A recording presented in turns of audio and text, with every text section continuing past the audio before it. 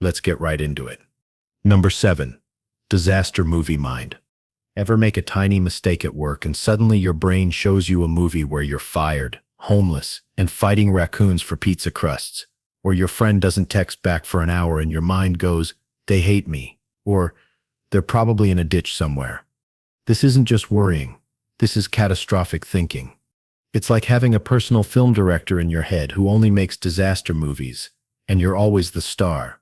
Your brain takes something small and blows it up like a balloon at a kid's party, except instead of fun shapes, you get nightmares. Your boss sounds slightly annoyed on a call. A normal brain thinks, maybe they're having a bad day. A catastrophic brain thinks, I'm getting fired, losing my house, and my cat will judge me forever. This can feel responsible, like you're just being prepared. But there's a difference between planning and assuming the apocalypse is coming because you forgot to reply to an email. People with this pattern don't just imagine messing up a presentation. They see themselves freezing on stage, everyone laughing, getting fired, becoming unemployable, and ending up as that person who yells at pigeons in the park, all from one PowerPoint. The anxiety this creates is intense because in your mind this disaster movie feels 100% real, like it's already happening. Studies show most of the disasters we imagine never happen, and when bad things do happen, we're usually way better at handling them than we thought. But try telling that to a brain that's convinced a typo in a text means the end of all your relationships. Rejection panic button. Number 6. Rejection panic button. Ever felt like a tiny bit of criticism hit you like a physical punch? Or like someone slightly ignoring you felt like the end of the world? If that sounds familiar, your brain might have a faulty panic button. It's called rejection sensitivity dysphoria, or RSD. Dysphoria is just a fancy word for a really bad feeling. So RSD means feeling extreme, overwhelming pain from perceived rejection or criticism. It's not just getting your feelings hurt. It's like an emotional A-bomb goes off inside you. Someone with RSD might become a total people pleaser. They're terrified of anyone thinking they're not perfect. They might become obsessed with being perfect because any mistake feels like a devastating failure. Or they might suddenly explode in anger or burst into tears over something that seems really small to everyone else. They might avoid going out or trying new things because the chance of feeling rejected feels too awful to risk. The weirdest part is, the rejection doesn't even have to be real. A delayed text message can feel like a personal attack. A friend looking distracted can feel like they hate you. It's like their brain hits the panic button for no good reason. This isn't them being dramatic or weak. It's how their brain is wired. It's super common in people with ADHD. Experts think almost everyone with ADHD feels this way. Sometimes their brains just feel the sting of rejection way more intensely. Imagine quitting a good job because one piece of feedback felt like a betrayal, or constantly worrying your partner is going to leave you. That fear makes it hard to actually be close to someone. So that intense reaction you see? It might just be their brain's faulty alarm system unleashing a storm of real pain. Compulsive body habits. Number 5. Compulsive body habits. You know that friend who's always biting their nails during movies? Or maybe you've caught yourself picking at that scab for the 10th time today? These aren't just bad habits. They might be your brain's way of screaming for help. Body-focused repetitive behaviors, or BFRBs, affect millions of people, but most have no idea it's an actual condition. Let's start with nail biting. Sure, lots of people do it, but for some it goes way beyond a nervous habit. They bite until their fingers bleed, until the nail bed is destroyed, and they can't stop even when they desperately want to. Then there's skin picking, or dermatillomania. This isn't popping the occasional pimple. It's hours spent in front of a mirror, digging at perfectly healthy skin, creating wounds that turn into scars. Some people have to wear long sleeves year-round to hide the damage. Hair pulling, or trichotillomania, is another one.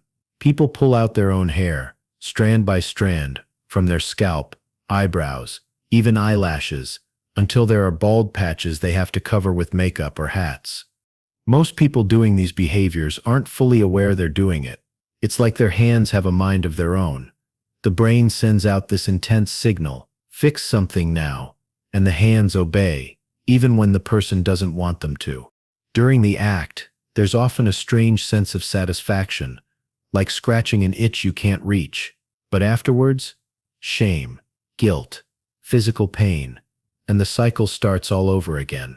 These behaviors often get worse during stress or anxiety. It sets the brain's twisted way of trying to cope, like it's saying, I feel uncomfortable, so let's create physical discomfort I can control. BFRBs are often linked to anxiety disorders, OCD, or past trauma. The brain gets stuck in a loop it can't break out of. Your brain is just trying to cope in the only way it knows how. The good news is, there's help available. But first you have to recognize it's more than just a bad habit. It's a sign that something deeper needs attention. Trapped by rituals. Number 4. Trapped by rituals. Some people have to touch the doorknob exactly 3 times before leaving. Or maybe they arrange their desk items in perfect symmetry every single morning. We all have little quirks, but for some people, these aren't just preferences. They're urgent, screaming demands from their brain that feel impossible to ignore.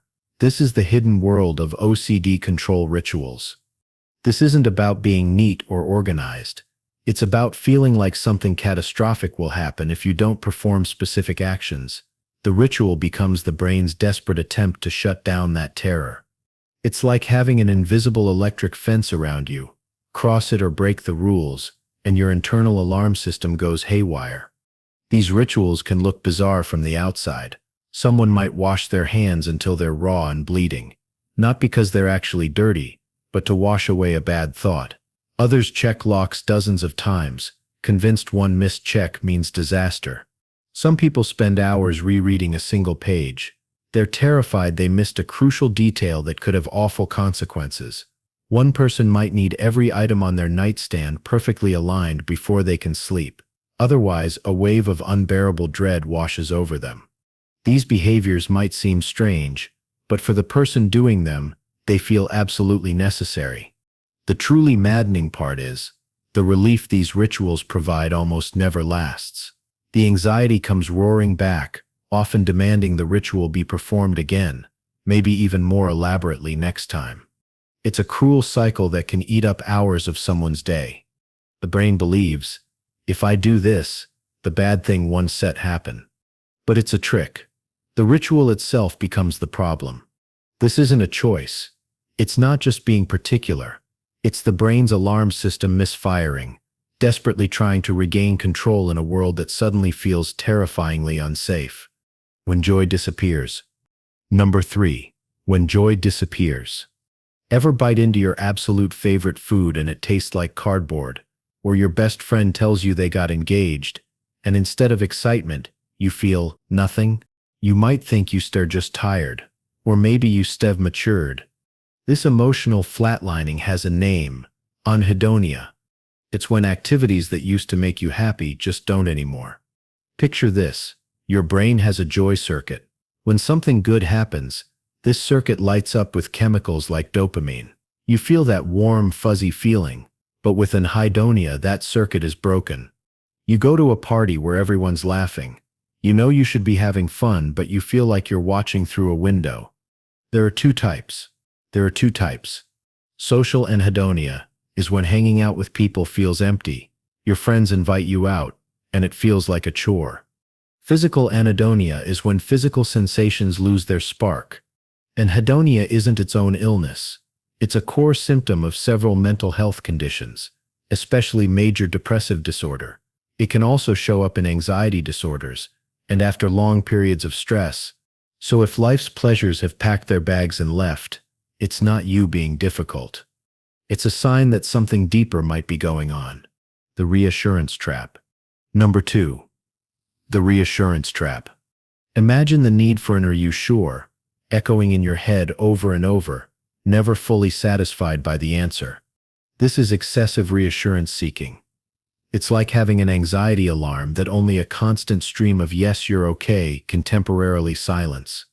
You send a text message. No immediate reply. Instead of assuming they "you're busy," your brain screams, "they "you're mad at me. I said something wrong." So you ask your friend if they're mad. They say no. For a fleeting moment, relief. But then the doubt creeps back. What if they said you're just saying that? Maybe I should ask again just to be really sure. This isn't about getting new information. Often the person already knows the answer, or has been told it multiple times. It's about trying to get rid of a deeply uncomfortable feeling of anxiety or uncertainty. The problem is it sets a trap. The more you seek reassurance, the more your brain relies on it to feel calm. They might repeatedly confess minor wrongdoings from years ago, hoping to be told, or they might spend hours Googling symptoms, seeking reassurance that a common headache isn't a brain tumor. Each reassurance provides a tiny hit of relief, which then reinforces the seeking behavior, making the urge to ask again even stronger next time anxiety spikes. It's a vicious cycle, all about prolonging the questioning until a satisfying threshold of reassurance is hit. But that threshold? It's like a mirage. It keeps moving. This isn't attention-seeking. It's a compulsive behavior, often seen in anxiety disorders and OCD. The brain is desperately trying to get certainty in an uncertain world. But the quest for 100% certainty is endless, and it can be incredibly draining for the people around them. Imagine being asked the same question dozens of times a day. The reassurance seeker isn't trying to be annoying. They're often in genuine distress, caught in a loop where the only temporary relief comes from an answer. Frozen by choices. Number 1. Frozen by choices. Ever spent 45 minutes scrolling through Netflix without watching anything? Or stood in the cereal aisle so long that security started giving you weird looks? This isn't just being indecisive. This is decision paralysis. And it's your brain's way of screaming that something deeper is going on. Picture this. You're at a restaurant. The waiter asks what you want, a simple question. But your brain turns into a supercomputer, running every possible disaster scenario. What if the pasta is cold? What if the chicken gives you food poisoning? What if you pick wrong, and everyone judges you? Ordering lunch just became a life or death situation in your head. People with decision paralysis aren't just picky. Their brains are stuck in a loop, desperately trying to avoid the wrong choice. They're waiting for that perfect feeling of certainty, the one that never comes. So they freeze. Sometimes for hours. Sometimes for days. Sometimes they just let other people decide everything for them. This isn't set limited to small stuff, like what socks to wear. It bleeds into everything. Career moves get postponed indefinitely. Relationships stay in limbo. People stay in apartments they hate, because looking for a new place means making choices. The brain's fear response gets so messed up that picking a sandwich becomes as stressful as defusing a bomb. Nearly 20% of adults deal with anxiety disorders that can cause this. That's 1 in 5 people whose brains turn everyday choices into mental torture chambers. The what-if game never stops. Your mind becomes your own worst enemy, trapping you in endless loops of possibilities. So if you find yourself paralyzed by choices that other people make without thinking, it might not be a personality quirk. It might be your brain sounding a clear alarm. That's all for today. I'll be making similar videos in the future. Subscribe to see them.